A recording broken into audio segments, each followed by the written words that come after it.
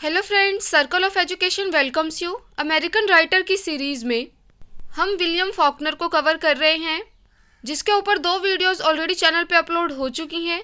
अगर आपने अब तक वो वीडियोस नहीं देखी हैं तो चैनल की प्लेलिस्ट में जाके चेक कर लें। आपके एग्ज़ाम के पॉइंट ऑफ व्यू से बहुत ज़रूरी होने वाली वीडियोज़ हैं। तो विलियम फॉकनर में अब तक हम उनकी बायोग्राफी को डिटेल में कवर कर चुके हैं और लास्ट वीडियो में हमने उनकी एक वर्क लिस्ट देखी थी, जिसमें हमने उनके सारे ही इम्पॉर्टेंट वर्क के टाइटल डिस्कस किए थे। आज के इस वीडियो में हम इनके कुछ इम्पॉर्टेंट वर्क को डिटेल में डिस्कस करेंगे, जिसमें से अक्सर एग्जाम में क्वेश्चन बन जाते हैं। तो अगर आपको वीडियोस पसंद आ रही हैं, नोट्स समझ आ रहे हैं, तो वीडियो को लाइक करें। आपके जो भी ओपिनियन है कमेंट सेक्शन में रखें और अगर आप चैनल पर नए हैं तो चैनल को सब्सक्राइब करें। चलिए आज की इस वीडियो को हम शुरू करते हैं। विलियम फॉकनर का बहुत ही फेमस और इम्पॉर्टेंट वर्क है द साउंड एंड द फरी, जो कि आया था 1929 में। ये क्या है? एक नॉवेल है और इसकी सेटिंग कहाँ रखी गई है? जेफरसन में रखी गई है, जो कहाँ पे है? मिसिसिपी में है। बात करें अगर इस स्टोरी की थीम की, तो इसमें क्या दिखाया गया है? एक साउदर्न फैमिली दिखाई गई है जो साउथ में रहती है और उस फैमिली के जो मेंबर्स हैं ना, उनको दिखाया गया है विक्टिम। विक्टिम किस चीज़ का है? They are victim of lust, incest and suicide. कि होता क्या है कि एक ही फैमिली में रहने वाले लोग ही एक दूसरे को गलत नज़रों से देखने लगते हैं। इंसेस्ट क्या होता है कि फैमिली मेम्बर्स के बीच में ही जो है सेक्सुअल रिलेशंस डेवलप हो जाना, और इन सब से वो बाद में रिग्रेट करके सुसाइड तक ले जाती हैं ये चीज़ें। तो इस नॉवल में जो है बेसिकली थीम क्या है? Lust, incest and suicide. Story की बात करें अगर, तो स्टोरी जो है वो मूव करती रहती है। एक कॉम्पसन फैमिली है। कॉम्पसन क्या है? सरनेम है फैमिली का। कॉम्पसन फैमिली क्या है कि साउदर्न एरिया में ना पहले एक एरिस्टोक्रेट्स में आती थी, मतलब बहुत उनका नाम था, अच्छे घराने से वो फैमिली मानी जाती थी, उनका बहुत नाम हुआ करता था एक टाइम पे। लेकिन अब उनकी कंडीशन ऐसी हो गई है कि उनको अपनी रेपुटेशन बचाने के लिए बहुत ज़्यादा स्ट्रगल करना पड़ रहा है। ये जो है इसकी एक ओवरऑल स्टोरी है। आइए इस स्टोरी के हम कैरेक्टर्स देख लेते हैं, जो कि बेसिकली फैमिली मेम्बर्स ही हैं। फैमिली हेड जो है उनका नाम है जैसन कॉम्पसन थर्ड, जो कि क्या है? फादर हैं।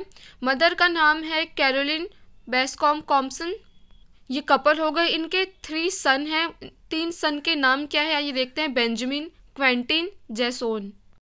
इनकी एक डॉटर है जिसका नाम है कैडी। तो ये तो हो गए मदर फादर और ये इनके 3 सन्स और एक डॉटर कैडी। अब ये जो इनकी डॉटर है ना कैडी, इस कैडी की एक डॉटर होती है जिसका नाम रखा जाता है मिस क्वेंटिन, और क्वेंटिन ही जो है इनके भाई का नाम भी है, ये आपको याद रखना है। तो कैडी की डॉटर का नाम क्या है? Miss Quentin. इसमें एक कैरेक्टर और होता है जो कैडी को सेड्यूस करता है और उसका नाम होता है डेल्टन एम्स। और इसमें कैडी के हस्बैंड का भी जिक्र हुआ है जिसका नाम है हर्बर्ट हेड। तो ये तो हो गए इस नॉवल के कैरेक्टर्स। ये कैरेक्टर्स आपको याद रखने हैं। ये जो नॉवल है ना, ये नॉवल सेक्शंस में डिवाइडेड है। तो चलिए देखते हैं किसमें जो है क्या इम्पोर्टेंट है। तो पार्ट 1 जो है वहाँ पे बात की गई है अप्रैल 7, 1928 की। और पार्ट 1 जो है उसको नरेट करने वाले जो हैं वो बेंजामिन है, यानी उनके पर्सपेक्टिव से चीज़ों को दिखाया गया है। बेंजामिन कौन थे? सबसे बड़े बेटे हैं कॉम्पसन फैमिली के, और इनका जो है शॉर्ट नेम नॉवल में बेंजी रखा हुआ है, ये आपको कंफ्यूज नहीं होना है। और ये क्या है? 33 ईयर के हैं और थोड़े से जो हैं ये डिसेबल हैं।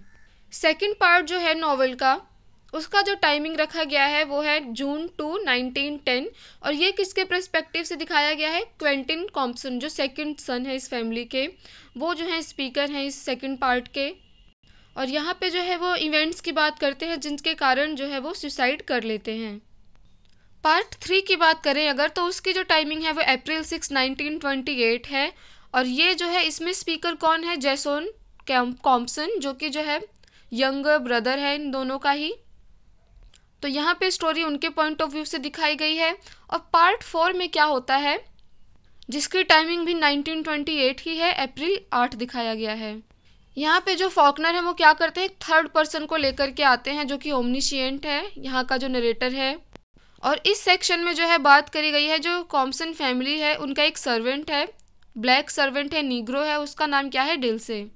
क्योंकि नॉवल में होता क्या है ना, अगर आप नॉवल डिटेल में पढ़ेंगे तो कैडी की जो डॉटर होती है ना, उसकी जो पूरी देखभाल का जो सारी जिम्मेदारी है वो किस पे आ जाती है? सर्वेंट पे ही आ जाती है। तो यहाँ पे जो है फोकस में डिल्से रखी जाती है पार्ट 4 में। क्रिटिक्स का मानना था कि इस नावल के अंदर ना स्ट्रॉन्ग ऑटोबायोग्राफिकल एलिमेंट्स हैं और फॉकनर ने ना थोड़ा बहुत जो है खुद का कैरेक्टरिस्टिक्स किस में डालने की कोशिश करी है, बेंजामिन में। तो इस नावल में जो बेंजामिन है, यानी जो सबसे बड़ा लड़का है, सन है इस फैमिली का, उसके अंदर जो थोड़े बहुत कैरेक्टरिस्टिक्स हैं वो किसके हैं, खुद फॉकनर के हैं। और जैसा कि अभी हमने इन पार्ट्स की टाइमिंग को डिस्कस किया, उसको देख करके आप समझ ही जाएंगे कि स्टोरी जो है वो क्रोनोलॉजिकल ऑर्डर में नहीं है, इसमें कोई हमें क्रोनोलॉजी देखने को नहीं मिलती है।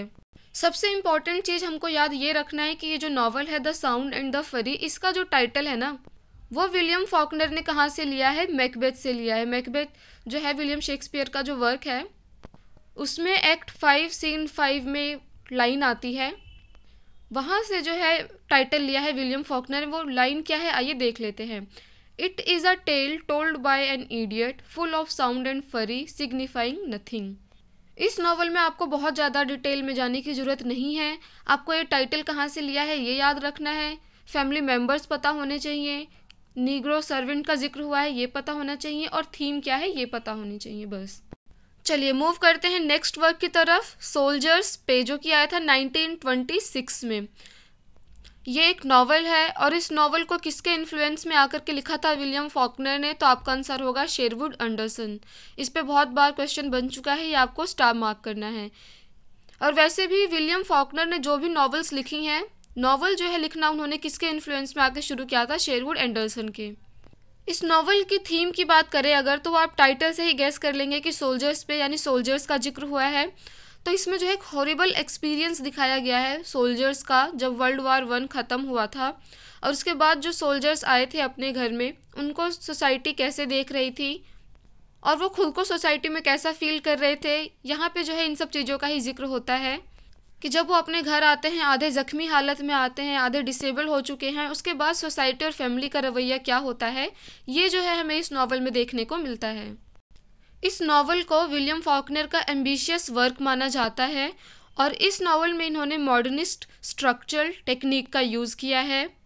और इसमें अगर मेन कैरेक्टर की बात करें तो वो है लेफ्टिनेंट डोनाल्ड मोहन, जो कि एक फ़ाइटर पायलट हैं, इंजर्ड हो चुके हैं, वापस अपने घर आते हैं।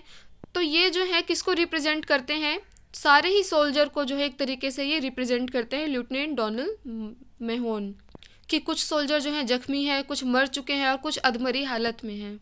तो बेसिकली वर्ल्ड वार 1 के बाद सोल्जर्स का क्या कंडीशन है ये जो है हमें इस नावल में देखने को मिलता है।